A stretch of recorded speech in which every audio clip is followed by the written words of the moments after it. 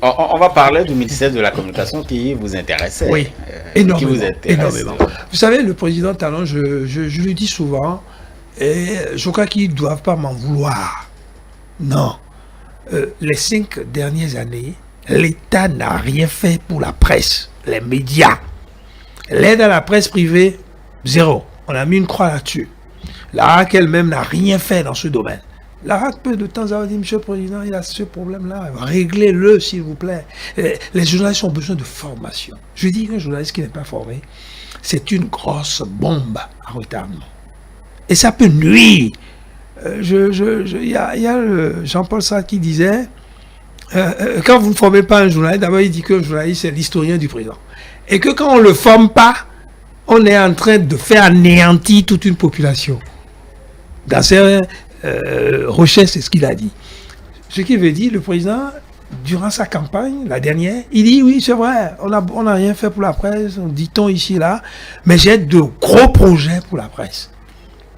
Pour porter ces projets, il faut un ministère de la communication. Mais n'oubliez pas, entre parenthèses, n'oubliez pas quand même qu'il y avait un projet qui était déposé sur la table des députés qui a été rejeté pour restructurer la RAC, l'instance de régulation, justement. Ça ne veut rien dire, mon cher Romuald. C'est un projet qui a été rejeté.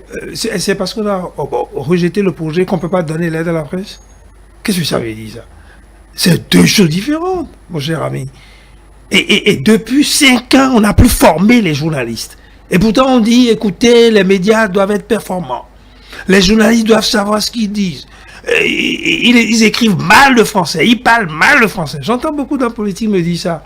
Et parfois, un ministre, permettez-moi de taire son nom. On a eu un débat plus d'1 heure. Je dis, monsieur le ministre, au gouvernement, en conseil d'avis, dites au président que quand on ne forme pas le journaliste, il ne faut pas se plaindre après. Qu'on dit, oh, qu'est-ce que c'est cette information? C'est pas possible. Comment ils peuvent donner ça? Non, monsieur le président, je vous en prie.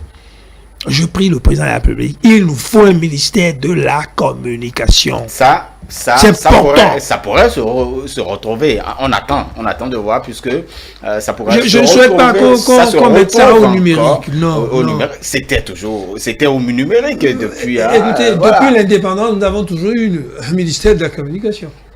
Pourquoi brutalement on croit pas que c'est brutalement, on s'est habitué au ministère non. du numérique, de la digitalisation. Je ne me suis pas habitué, moi, à ce genre de choses. Certainement, vous allez vous y habituer.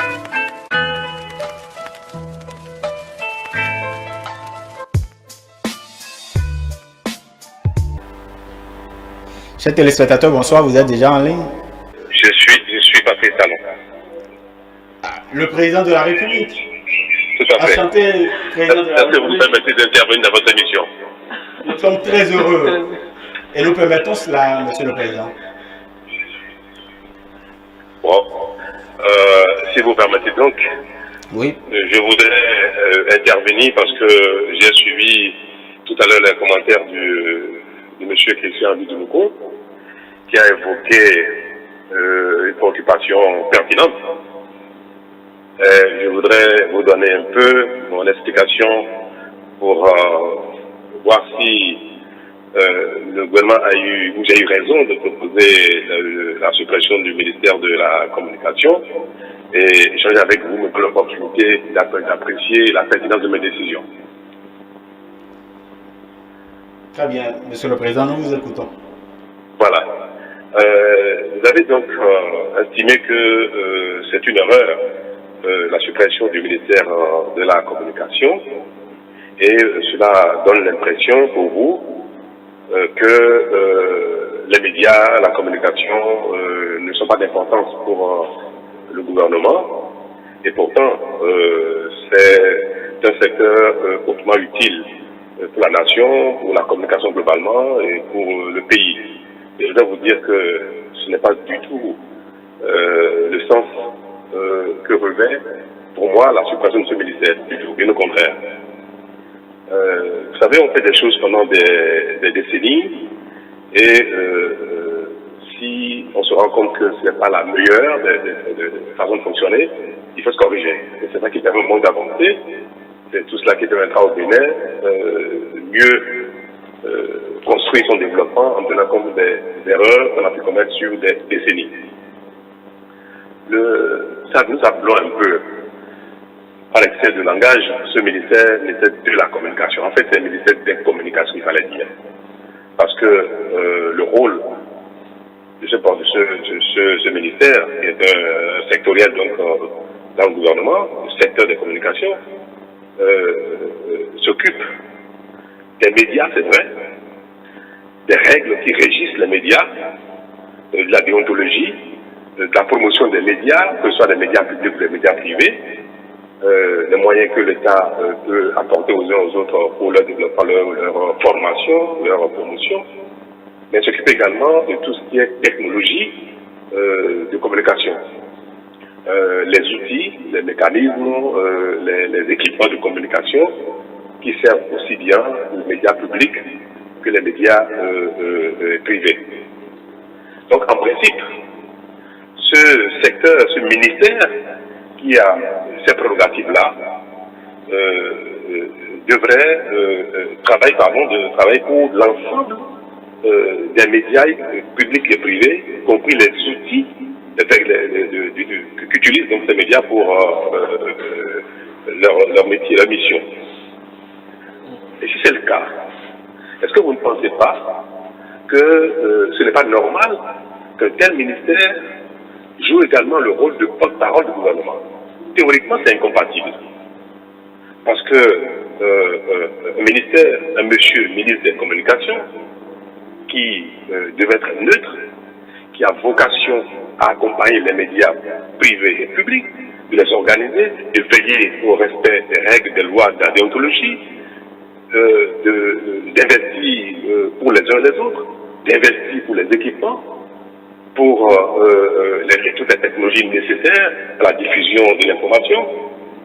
Si ce même monsieur est en même temps chargé de la communication gouvernementale, c'est-à-dire porte-parole du gouvernement, donc chargé de la propagande du gouvernement, ce serait porter deux casquettes à la même personne, alors que les deux casquettes ne sont pas toujours compatibles.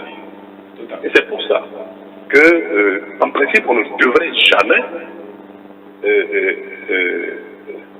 donner à un ministre chargé des communications le rôle de porte-parole du gouvernement, le rôle de celui qui assure la propagande du gouvernement. Il était temps de corriger cela, mais toute chose se fait dans le timing convenable qu'on sort. Pendant ce deuxième mandat, où nous avons décidé d'aller encore plus loin, d'améliorer nos performances, d'améliorer nos pratiques, de corriger nos erreurs, de donner enfin à notre pays une allure de grande nation, de grand pays, comme les nations développées. Vous savez, moi, ma référence, ce n'est pas les pays qui sont sur la même échelle que nous, ce n'est pas les pays qui sont dans le même palier que nous, ce sont les pays qui sont devant, qui m'inspirent, les grands pays, les grandes nations. France, États-Unis, Chine, Japon et consorts. Vous pouvez comprendre, noter que dans ces pays, on ne fait plus ce genre d'erreur. Donc, avoir quelqu'un en charge de la communication gouvernementale, la communication de la présidence, porte-parole du gouvernement, chargé donc de la propagande, il faut le dire, j'ai plus ce mot exprès, vous voyez bien à quoi sert la porte-parole du gouvernement. Il fait la propagande. Donc, que cette fonction de propagande du gouvernement ne se mélange pas avec une fonction régalienne qui devrait être neutre. C'est ça, là, le paradoxe ou bien la complexité de l'action gouvernementale. Il faut travailler pour l'ensemble des concitoyens, il faut travailler pour tout le monde, et il faut en même temps travailler pour soi-même, c'est-à-dire son régime, alors que le pays appartient aussi bien au régime en place, à l'opposition, aux contradicteurs. Et il faut se garder à ne pas à laisser certaines fonctions s'exercer conformément à cette complexité de la République. Et c'est bien pour ça que j'ai trouvé qu'il était temps qu'on confie la mission de porte-parole du gouvernement à quelqu'un qui n'a pas en charge la fonction régalienne de charger des communications, charger des médias, charger des outils de communication. Mais on aurait pu garder donc ce ministère et lui enlever la mission de porte-parole du gouvernement. Donc avoir le ministère des communications et avoir le chargé de la communication gouvernementale ou bien le porte-parole du gouvernement à part. Et pourquoi on a donc donné la communication gouvernementale à quelqu'un et puis on a supprimé le ministère des communications? C'est pour une raison d'efficacité, de charge de travail. Je vais vous faire comprendre, ça vous le découvrez dans les jours à venir, que la Poste, qui a toujours été prise en compte des ministères en charge des communications, aujourd'hui, le rôle postal même de la Poste devient désuet. De plus en plus, ça va pas reculer, ça ira ainsi dans le temps. Toutes les postes aujourd'hui se développent l'activité bancaire. Donc nous avons décidé que la Poste du Bénin va, dans les mois à venir, c'est déjà en cours d'ailleurs, nous faisons des travaux sans plat, la Poste du Bénin va davantage se consacrer à son activité bancaire.